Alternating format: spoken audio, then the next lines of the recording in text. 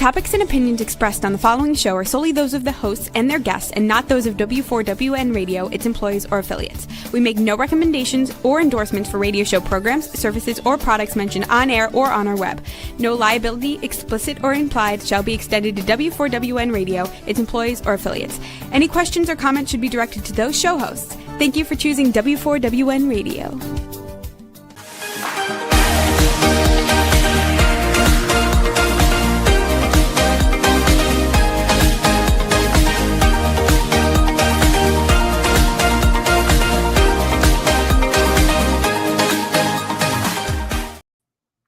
Hello and welcome to Fearless, Fabulous You. I am your host, Melanie Young, and I am so excited to be seeing all of you. Most of the time I'm doing an audio podcast, and this is like my first video podcast. So I'd love to hear from you and tell me what you think.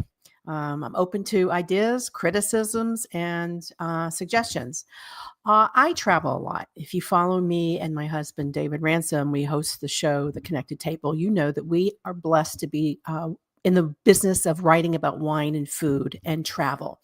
And I like to sometimes bring that enthusiasm and my knowledge to you, my followers and listeners of Fearless, Fabulous You, because did you know that over 60% of wine purchased in the United States is purchased by women? That's right. Women have considerable purchasing power when it comes to enjoying wine. And I want you to enjoy it responsibly, with pleasure, in moderation, and with knowledge on how to serve it, pair it, and store it. So today we're going to talk about something that's popped up because it's summer and it's hot, and everywhere I seem to go, the wine is being served too warm, but sometimes the white wines are too cold. So we're calling this, when it comes to drinking wine, check your temperature. This episode is going to talk to you about how to properly serve wine at the proper temperature, also how to store it so it doesn't turn and go bad, what to look for if the wine is not optimum, and also what to do with wine that may be a day or two old that it's not as fresh, but you can still use it, turn it into wine coolers and spritzers. So that's the plan. And then I'll have two wines that are here to talk about that are rosés, because I'm channeling Provence right now. I'd like to go there. I'd like to see the sunflowers and the lavender fields that are going to be popping up in July. So maybe with these wines from Provence, that trip will happen. Channel it. Okay, so here we go. So first of all, are you drinking wine at the right temperature? Here's the reality. White wines are often served too cold, and red wines are often served too warm. And that really affects the aromas and textures and flavors of the wine and your enjoyment. White wines that are served, and I do have notes, white wines that are served too cold can overwhelm the nuances of flavors that you want to enjoy in the wine. So here's some tips for white wines. Sparkling wines you want to serve chilled. Okay, what are sparkling wines? We're talking about Prosecco, Cremants, Champagne. They all fall, even though they're all very different, into the sparkling wine category. Also Lambruscos, which are sparkling wines. You should probably serve them along with white wines and rosés at 45 to 50 degree Fahrenheit. So chilled, but not cold. Sometimes they're just cold, chilled. Okay, that's about 7 to 10 degrees Celsius if you're in the Celsius area of the world. So those are going to be chilled, but not cold, refreshingly cold, but not bracing. Fuller body wines, you want to serve at about 50 to 55 degree Fahrenheit. So slightly less chilled, but still chilled enough so they're not too warm. That's about 10 to 13 degrees Celsius. So I'm going to just state this now. So what happens if you get a wine that's too warm or just too warm? Can you put an ice cube in it? Well, you can. I have, particularly with red wines that are always served too warm, and I'll get into that in a minute. You just don't want too much ice in there because it does dilute it, and some of my fine wine friends are probably like gagging right now that I'm even recommending it. But you can, and I have, particularly with lighter, fruitier wines and wines that just need a little kick. So it's better to just chill your wine if you're serving wines that need to be chilled. Put them in the fridge or put them over ice in an ice bucket. The best way to do that is to put water in the ice bucket with the ice Water in the ice bucket with ice will chill your wines faster. Do that for 20 minutes, maybe 30 minutes before serving. Sometimes we'll pop a white wine in the freezer if we have to just pull it, chill it fast. You don't want it to be overly cold, but you do want it to be chilled. Okay, it's really important. As for red wines, you want to serve these more or less at room temperature or slightly chilled to coax out the layers of fruit, spice, and tannin. Rule of thumb, serve light and medium body reds at 55 Fahrenheit, 13 Celsius. So that's just about the same as the fuller bodied whites that I just mentioned. So what are some lighter reds? Well, Beaujolais, which is made from Gamay. Love that lightly chilled. Schiaparino, which is a phenomenal red wine from the Friuli, Venezia Giulia area. If you can find it, buy it. I love Frappato from Sicily and Cerasuolo d'Abruzzo from Abruzzo. These are wines that are lighter in style. They're red. They are so good, lightly chilled and so refreshing. It'll change your mind about what to drink for the summer. But just remember, you can pop an ice cube if you have to. Just don't do it regularly because ice becomes water and it dilutes the wine. What to do about medium body reds and fuller body reds? Well, the heavier and the more fuller body the red, the less you want to chill it, but you still don't want it to be too warm. Rule of thumb, light and medium body red wines, 55 Fahrenheit, that's 13 degrees Celsius. Fuller bodied aged reds, like an aged Bordeaux or a Burgundy or something of that ilk, 60 to 64 degrees Fahrenheit. That's still cool because I don't know what you keep your air conditioning at. We keep ours at 71. My mother used to keep hers at 68. So when you think about 60 to 64 degrees Fahrenheit, that's still fairly chilly, right? Or cooler. For the Europeans, that's 15 to 18% Celsius. Okay. So what you really want to do is, first of all, you don't want to open up a lot of wines at one time if you're having a dinner party. Open up what you need at a time so you're not stuck with unopened bottles of wine that can go to waste. Yeah, wine can last another day. My husband and I have argued 2 days, but really they lose their freshness. And at that point, you might as well cook with it, which we do a lot with open bottles of unfinished wine. But fortunately for us, we tend to finish our wines and don't have that problem. Okay, so another important thing about red wines, many red wines, especially older, finer vintages and fuller bodies, they're going to benefit. And some whites, a few whites that are biodynamic, they benefit from being decanted. What does that mean? You get a decanter, and I wish I had my decanter here. We have two. We broke one. One is fancy from Water for Crystal for good, special dinners. And the other is like eBay, $20. A decanter is a vessel, basically. You could also use a pitcher if you'd had to. You pour the wine into the decanter and let it sit and allow that wine to oxygenate a little bit, which will bring out the aromas and flavors and also balance out the tannins. It also can help remove sediment. So some of the aged wines have sediment. You've seen sediment.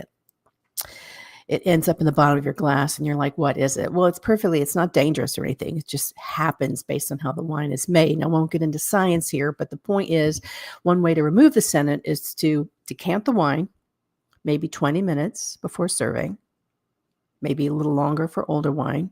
Have a wine filter on top of the lip, okay? And pour the wine out through the sieve or wine funnel or wine net so the sediment does not go into your glass. We always decant most of our red wines because we tend to drink older reds. What's an older red? Well, it could be anything. It could be 1980s, 1990s. Gosh, I'm feeling old. It could be 2000 these days. It depends on the wine. But it does bring out the aromas and flavors by giving that wine time to, as they say, breathe. You don't have to use a decanter for all wines. You can just open up the bottle of red wine and let it breathe and sit in the bottle. But decanting actually gives a lot more fullness, particularly with older vintages. It's kind of important. It's kind of like if you're older and you need to go out and take a walk to get your energy up, right? Think of it that way. The older we get, you got to get your energy up. You got to go take walks to pump in that oxygen and feel better. That's how it is with older wines. I love that comparison. Okay, I love sherry, particularly in the summer, a good dry Fino or Amontillado sherry. I love them chilled. I love good port. I love port cocktails in the summer, particularly white port and tonic. I'm going to touch on these as well because I think you should be trying these and sweet wines, and they deserve special attention. First of all, sweet wines, I never call them dessert wines because you can have many sweet wines with savory dishes, foie gras, spicy Asian dishes, blue cheeses. Oh, so great with sweet wine. So never call them dessert wines because then they're stuck in the dessert category. And like women, nobody wants to be stuck in one category, right? Sweet wines are a large category, and there are many styles. You've got sauternes from France. You've got pasitos from Italy. You have ice wines from Canada and the Niagara region. They're all wonderful. They're all very different in how they're made, and the grapes and styles, another discussion for another time. But rule of thumb, you want to serve these more chilled, 43 to 47 degrees Fahrenheit, which is 6 to 8 degrees Celsius. They are very refreshing that way. You will enjoy them well. Vintage port and sweeter sherries, you serve a bit warmer, 64 to 68 degrees. It's 18 to 20 degrees Celsius, so that the cold does not overcome the layers of textures. I have actually a bottle of sherry in the refrigerator. It keeps for quite a while. Unlike still wine, sherry can keep because it's fortified. And I've had it there for its Palo Cortado, and I've recently brought it out and put some of it in some homemade gazpacho I made over the weekend. So those are wonderful wines to have for aperitifs, sherries in the summer and year round, just so you try some new things, okay? A couple of other important details when serving wine, and this is probably one of my biggest pet peeves everywhere, is glassware. Not the style. I mean, usually the rule of thumb is you use a flute for champagne because it captures the bubbles. The tulip or straight. The tulip is the one that captures the bubbles and essences. White wines are a medium-sized glass, and then the fuller-bodied bowl glasses are red wine, again, to capture the aromas. But I can't tell you how many times I've had a glass. I've smelled the glass, which I always do before I have the wine tasted, and the glass smells like a sponge or dishwasher detergent. Because if you go out, obviously the wine glasses are, cleansed in a dishwasher, and sometimes they have a detergent smell. So always smell your glass before you have someone pour the wine in it. And if it smells funky, spongy, chemically, or detergent or residue of some kind, ask for another glass. I've done that a lot, but it will impact your enjoyment of the wine. So think about the glass and serving your wine at home in clean glasses as well. It doesn't really matter the style. Riedel has the ones that are wine specific. We have a range of wine glasses from, little tiny handheld stemless to fine crystal. As long as it's clean, that's what's important. You really want to. Obviously, if you're at a retail store, befriend your retailer and ask that person to suggest wines based on what you're serving at home. If you like a dry white wine, but you want to get out of what you're usually drinking, like Sauvignon Blanc or Pinot Grigio, ask for something different, but say, normally I drink Sauvignon Blanc or Pinot Grigio. What can I try different? Let them know your price point and take home a few bottles to try at home. At a restaurant, it's a bit different because you're opening a bottle of wine. It's usually like 3 times marked up, sometimes even 5. I always do this. I always ask for the wine director or the sommelier, and I'll say, look, I'm interested in ordering some wine. This is what we're having. This is what we're in the mood for. And I'm honest about our price point. We don't always order the least expensive. We certainly can't afford the most expensive, but I always say I'm looking for a special wine that's got great value for quality. Value for quality. That's the buzzword. And I'll ask if they can offer me a taste of a wine. Maybe they have it already opened or just opened or serving by the glass, so I can taste it and see if I want to buy the whole bottle before spending the money. If you're not sure, order the glass. But at the end of the day, if you're going out with 4 people, ordering a bottle of wine versus a glass of wine is going to be much more cost effective. You can get 4 to 6 glasses of wine out of a bottle that's $40, $50, $60 or more. But these days, a glass of wine by the glass can run, $15 to $30. So think about the price point and how you want to do it. A couple of other things. I can't begin to tell you. There's a lot of things called wine faults. I'm not going to get into them. I'm going to get into the one that was my earphone coming out. I'm going to get the one that's most common. And I just have to laugh because I know a lot of people that have drunk corked wine, tainted wine, and don't even know it. So corked wine or cork taint is probably the most common wine fault, and very common even at the best wine tastings, at the best restaurants. I've had corked wines served to me on airplanes. I've seen people drink cork wine because they have no idea they're drinking a cork wine. We were at a dinner party with a really good friend. She was so proud of bringing out her cellar wines from the Rhone Valley. 2 out of the 3 were corked, and all of us went, "It's corked, it's corked, it's corked." And my friend got a little defensive and pissed off because we were all going, "Corked." And I tease her about that all the time and call it the chorus of cork. But the reality is you really don't want to drink corked wine because the wine has been tainted. It's off. It's not going to kill you like spoiled food, eating spoiled food, but it's just not good wine. It's gone bad. So you might as well not drink it and ask for another bottle. And if you're not sure and you're at a restaurant or you're with somebody, ask them to taste it and smell it, because you can smell it first. You can smell it a lot, and then taste it and say, "Do you agree with me?" Most of the time they will. Okay. What causes cork wine? Well, first of all, wines that are corked. So if you're drinking wine from a screw cap or an artificial cork, you're not going to have a problem with cork taint. It's a mold that grows in the barks of the cork trees, because corks come for trees. Okay. There's many places that make cork. Portugal's probably one of the biggest producers of cork, along with France. A mold grows in the tree called trichloroanisole. It's commonly called TCA and a lot easier to pronounce. That causes cork taint, and it is a common problem with many wines, old, young, whatever. Sometimes an older wine that you've had in your cellar and maybe hasn't been stored for a while or it's just gone is also going to just taste less fresh. The rule of thumb is drink your white wines young, and drink your red wines, depending on what they're, lighter, fruity, younger, but older wines, age them more. There's really a lot of rule of thumb in there because I've had some amazing aged white wines. I mean, I've had some wines dating to 2014 that were pretty awesome recently, and that's over 10 years old.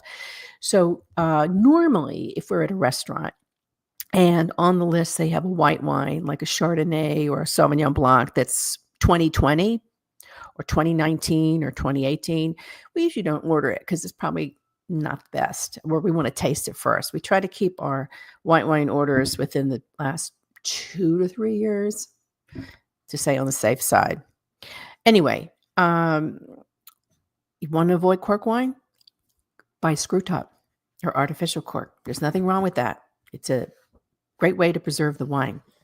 Once you've opened your wine, you'll want to recork it or get a wine stopper, because again, you don't want air to get into the wine, okay, and aerate it. So I think that's really, really important. Finally, I think this is really, really important. Let's talk about storing wine.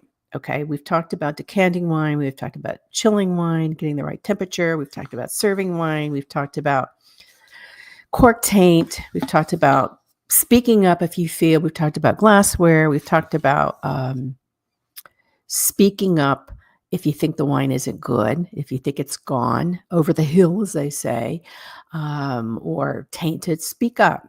You are not required to drink the wine. Get another bottle. You shouldn't pay for that wine either, by the way. You know what I love about wine? I'll get into this before I talk about storage. It often improves with age, and I think that we like to improve with age. Some of the best wines are made in the poorest soils. That's right. Poor soils make great wine because the wine vines have to struggle more to get deep down and nourished. And sometimes we have to struggle more to succeed and stay well. So poor is a good term in wine. Struggle is a good term in wine. And aging is a good term in wine. And there goes my earplug again, because these are my husband's and he's got bigger ears than me. Okay, I'm going to talk about storing wine. So for about, 20-something years, I lived in this tiny New York apartment, and my dad sent me all these great wines. And Dumbo me, I put them in the credenza. I put them in my closet. I stored them under my bed. I stored them in all the places I had space in my tiny New York apartment. Some were put in the refrigerator. Uh, Luckily, most of them survived, not all. Why? Because I didn't properly store them, and there was temperature fluctuations over the years. So hopefully you have more space than I did in my tiny New York apartment. But if you do live in a small space, invest in a wine cooler. That's the best way to protect your wine, and just have a wine cooler, or if you have a large collection, store it off-site and just go and spend the money doing that. Because if you have a large collection of wine, I assume it's a valuable collection of wine, so store it properly. For everyday use, obviously, we don't store all our wines in the white wines and rosés in the refrigerator, because you really want to store them. You want to chill them when they're ready to serve. You don't want to just have them sitting in the refrigerator all the time. That goes with bubbles as well. You want to keep your wines this way. There's 6 basics of storing your wine. Okay, 6. 1, you store your wine bottles horizontally. Okay, you maintain a constant temperature around 55 degrees, just like serving temperature, right? 55 degrees or 13 degrees centigrade. So if you live somewhere where it's hot, like I do in New Orleans, we keep our downstairs where the wine is, the temperature and the AC are cranked up. We try to keep it cranked up to the ideal temperature. Ideally, we want a generator in case we lose power. We don't have one, but we should. But if you own a home, which we don't, you should invest in a generator, period, because of power outages. You won't want to lose your wine. You don't want to lose your food. Okay, spend the money and get a generator. We have a wine cave. Somebody actually gave it to us. It's called the Europe Van, and it holds like 500 bottles of wine. And that's great. It holds the wine, but if the power goes, it doesn't really matter. So invest in a generator if you do have a large collection of wine. Avoid sunlight. Wine does not like light. Wine does not like heat. Okay, wine likes to be cool and comfy and stored in a dark place. Okay, it doesn't like a lot of movement. So if you live over a subway or near a train or something that vibrates, that's not good for the wine. Wine likes to be still, quiet, dark, cozy, in a cave. That's why they call cellars wine caves. You want, believe it or not, some humidity. 70%. Wine likes humidity. Doesn't like to be too dry, doesn't like to be too cold, doesn't like to be too hot, and it doesn't like strong odors around it. So neutral. And that goes for you. If you're going out and tasting wine, do not wear perfume. If I smell perfume on somebody at a wine tasting, amateur, they shouldn't be there. You don't want a lot of scent. So keep your wine very quiet, relaxed, coddle it, and try to drink it. Don't just wait for some special occasion, because it may never come. You should make every day a special occasion. That's what we're doing now. We're drinking our cellar, because why not? We have a lot of wine. My dad was a collector. I had a lot of wine from my prior career in wine marketing. We got to drink it before we die. There's no use waiting for a special day. I'm 66 years old. Every day better be special for me at this point, right?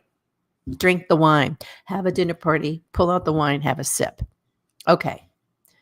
What to do if you have wine left over? I touched on a little bit. Cook with it. Put it in your chicken, put it in your casseroles, put it in your braise with it, make beef bourguignon, like Julia Child. Cook with it. You can also turn it and let it last for a long time. It'll turn into vinegar, and then you have red wine vinegar or white wine vinegar. That's another option.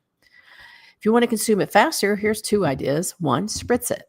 And that's a tip if you don't like the wine. You just don't like the wine. It's fine, but you don't love it. Okay, you can spritz it by mixing it with Prosecco or club soda and make a wine spritz. Pop a little lime on it and you're done. I mean, your basic wine spritzer. Ice, wine, red, white, or rosé, some club soda or Prosecco, if you want to ramp it up, and some wedge of fruit. I like oranges, but I do that when I'm just not thrilled with the wine and I just want to drink it. And I also want to cut my consumption, because obviously adding club soda and spritzing it, not Prosecco, but club soda, you are cutting the alcohol a bit.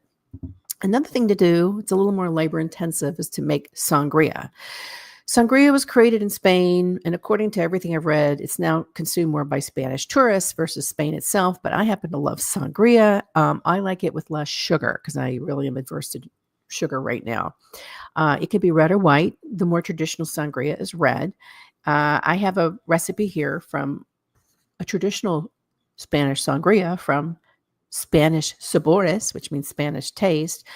They recommend a 4th cup simple syrup, and it's optional. And I say, forget the simple syrup. Just get a young, fruity red wine, or if you're making white sangria, a fruity white wine, an aromatic white wine. So what's a young, fruity red wine?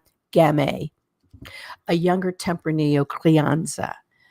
A Frappato. But if you want to stick with Spain, just get a young Tempranillo or a Monastral. That's another, or Bobal. Those are Spanish wines. Just a young fruity red wine. Could be from anywhere, to be honest.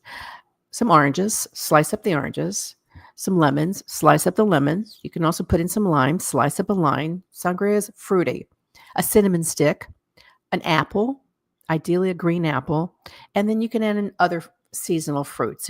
If it's summer, there's peaches and apricots and plums. If it's fall, apples, oranges, and then some carbonated water. It could be flavored like orange and lime, or just club soda. You can also add in prosecco if you want to ramp it up a little bit, and optional 2 ounces of vermouth or brandy. But I don't think you really need it. I just think you just do it with the sparkling soda or prosecco or water. You put it in, you mix it in a pitcher, let it sit so the flavors seep in, all those wonderful fruit flavors. Often this is served in punch. I like it in a big pitcher. But the more you let it sit out and chill, and you do serve this over ice, by the way, but you more let it sit out, not on ice, just let it sit. All those wonderful fruits will sink in, and the cinnamon, and you'll get this wonderful fruity, cinnamony, spicy red wine or white wine sangria. Very refreshing. Serve it over ice. As I was writing this up, I was like, I want to make sangria. I want to make sangria with some non-alcohol wine, because we are sent some non-alcohol wine, 0 alcohol or alcohol-free, as they call it, wine to taste. I haven't found one yet that I really like, but I do support the concept of alcohol-free options for people. But since I don't really love any of the wines I've tasted, we're going to make alcohol-free sangria with it and see if that works. So there's always a way to use a bottle of wine, whether you like it or not. You can cook with it, you can drink it, you can spritz it, you can make it sangria, you can make a wine cocktail. Interesting stuff. So I'm going to just also talk about wine etiquette. You've been invited to dinner and you say, can I bring a bottle of wine? People always want us to bring wine because we have so much. I always say, would you like a bottle of wine to serve with the meal? And if so, what are you making so I can bring something? Or would you like us to bring just another bottle of wine for you to enjoy later? Why is that? Because I've had friends who have hosted dinners, and people have brought very nice bottle of wines. And I've seen people open those very nice bottle of wines for the dinner when they were intended to be a gift for the guest. The best thing to do is, if you were invited to a dinner party, say, can I bring some wine for the dinner or the lunch or the brunch? That states it right there. And your host will say, no, we're fine. We've got plenty. And then you'll say, okay, then I'll bring you a special wine to enjoy later. If you're bringing wine, be very clear to your host, I brought you this bottle of wine. I would love for you to enjoy it later. You don't need to serve it with the meal. Or I brought this wine. I thought you'd like to serve it with the meal. But be very specific, because I've seen some noses get out of joint when special bottles were opened for special, not so special occasions by people who didn't know the bottles were special. So that's a little wine etiquette. Another thing is, when you're bringing wine, and say it's a picnic or outdoors, say, can I bring some glassware with the wine? Maybe they don't have glassware. You could get this, and if it's outdoors, would you like me to bring some disposable glassware? Do you need an ice bucket? Can I bring anything to serve with the wine? That's just a courtesy, because not everybody has wine accoutrements, even decanters. We've brought decanters with us to dinner parties just because the people may not have decanters. Ask.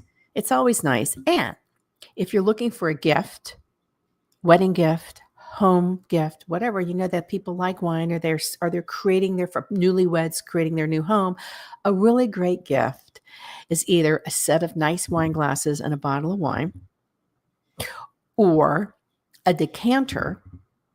Doesn't have to be real expensive, but a decanter and a wine funnel and a bottle of wine, because those are great gifts. And not everybody buys great wine glasses or decanters.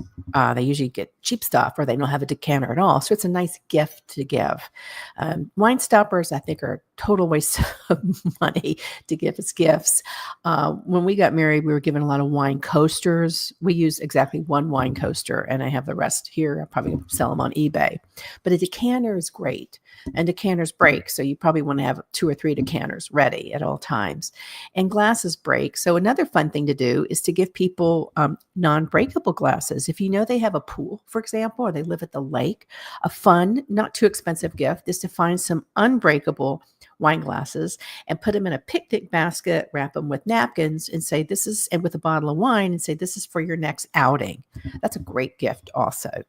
So think about that when you're entertaining, or you are going to an event. Never go empty-handed. My mother said, never go empty-handed, and always write thank you notes. So I'm a good Southern girl when it comes to that. So I am going to conclude this little lesson on serving wine with 2 wines that I have been sent, because I'm in the mood for Provençal rosé. Now, why is that? Well, I've been in Italy a lot, and I love Italy, and I love Italian wines. But for me, Provençal rosé is the benchmark. And it is the 4th of July is coming up, and I'm going to be chilling these babies down. These are both from Provence. This one is H&B is the name of the producer, H&B, and it is from organic grapes. It is from Coteaux d'Aix-en-Provence, one of the 3 main production areas of Provençal rosé. I bet you didn't know this, but Provence produces 80% of rosé in France. It's not the exclusive area, because Tavel is wonderful, Languedoc-Roussillon is wonderful, and there's other great rosés, but 80%. And 40% are made in a very specific area, production zones. This is one. Another is Coteaux de Provence and Varroa Coteaux of Provence. Another is Bandol. This is a very special wine. They tend to be fuller bodied, more aromatic. This is probably a $30 bottle of wine, also from H&B.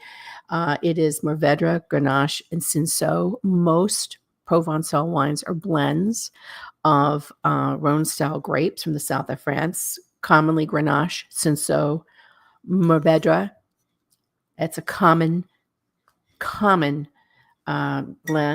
This is a little less expensive. I think this is like $21, the H&B organic. And it is Grenache, Cinsault, and Roll. Oh, Roll. That's interesting. So Grenache is the main grape. If it's in Spain, it's called Garnacha. Cinsault in Roll, Rolle. And I bet you don't know what that is. And I'm going to tell you, it's Vermentino, a white grape. Yes, there's a little bit of white grape in this wine. So I'm going to chill these babies up to the category that I said, 55 degrees, maybe 50 to 55, and enjoy them this weekend. These wines are provided by my friends at Vineyard Brands. They sent us a bouquet of rosés to try. They're all terrific. They do a lot in the south of France. They also do La Vieille Fermée from the Perrin, which is a very widely available, often under $10 rosé that is really terrific. Great wines. These are a little bit more. Most rosés from France are under $30. You can get a good one for $10. As I said, the Famille Perrin, which is actually from the Rhone, under $10. You don't have to spend a lot on rosé, but I swear by French rosé first and foremost. Rosé from Provence, rosé from the Rhone, Southern Rhone, rosé from Languedoc-Roussillon, and Tavel, which is a rosé-only appellation in the Rhone Valley. Other rosés I like, though, I like Chiaretto from Italy. It's from Lake Garda, which has a Mediterranean climate similar to Provence. They make Provençal-style dry rosés. I like my rosés dry and fruity and not overly heavy. You can't go wrong with Provence rosés. You can't go wrong with Chiaretta rosés. You can't go wrong with Tavel. And if you like a darker style, more savory gastronomic rosé, check out Cerasuola d'Abruzzo. They're almost so dark that they look red, but they're rosés, and they're amazing. Okay, I've come to the end of this little lecture on how to enjoy your wine and serve it and store it. I hope it's been helpful. My mouth is watering. I'm dreaming of Provence and those lavender fields and sunflowers, which are not going to happen this year, maybe next. Here are the bottles. H&B, Provence. Go out and check these out. They're widely available.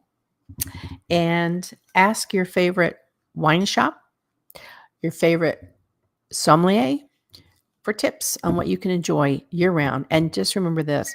These are year-round wines. They say they're summer wines, but they're year-round wines. You can enjoy them all the time.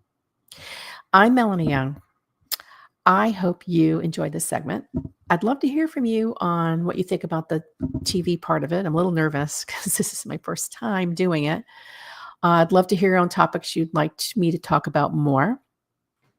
And you can reach me at melanie@melanieyoung.com. You can follow me on Instagram at MelanieFabulous. You can listen to this show on more than 65 podcast channels on demand anytime, including all the big ones.